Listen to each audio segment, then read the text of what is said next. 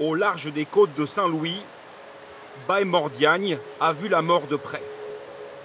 Le père de famille, 30 ans, a voulu tenter de rejoindre l'Europe. C'était il y a un mois.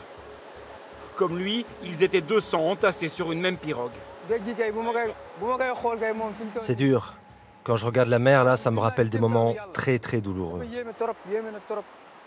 Aujourd'hui encore, je n'arrive pas à croire que tous ces gens sont morts.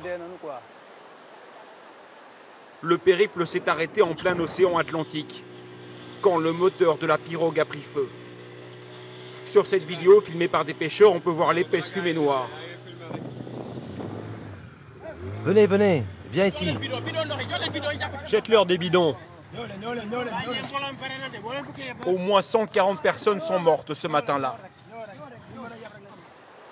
Depuis 3 mois, les départs se multiplient sur cette route de l'immigration extrêmement dangereuse. Depuis les côtes du Sénégal vers les îles Canaries espagnoles, près de 1500 km, 7 jours de traversée. C'est quand la pirogue s'est cassée que beaucoup de gens ont été engloutis par la mer. C'était la panique, tout le monde nageait dans tous les sens. Ceux qui avaient réussi à récupérer des bidons flottaient avec, les autres se noyaient. Je me suis dit qu'on allait tous mourir, j'en étais persuadé. J'ai pensé à mon fils, j'ai beaucoup pensé à lui. Un peu plus loin, en bord de mer, voici le quartier pauvre de Pikine. Il s'est vidé. Des dizaines de jeunes hommes sont partis d'ici ces dernières semaines pour tenter de rejoindre les Canaries. Dans cette famille, ils sont 2 à être partis. Et ils sont morts en mer, tous les 2.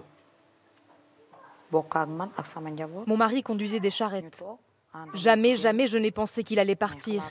S'il me l'avait dit, je l'aurais retenu pour qu'il reste avec moi. Ce sont des gosses, ce sont des jeunes.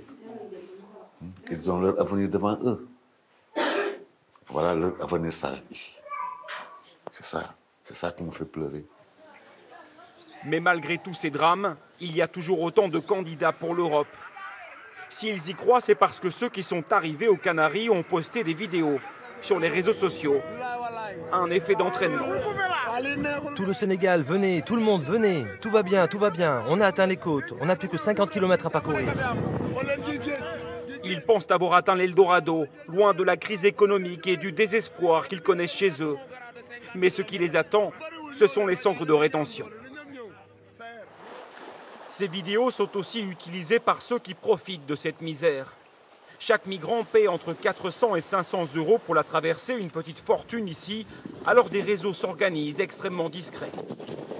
Ces passeurs ont accepté de témoigner à visage masqué. Allez, vas-y, monte.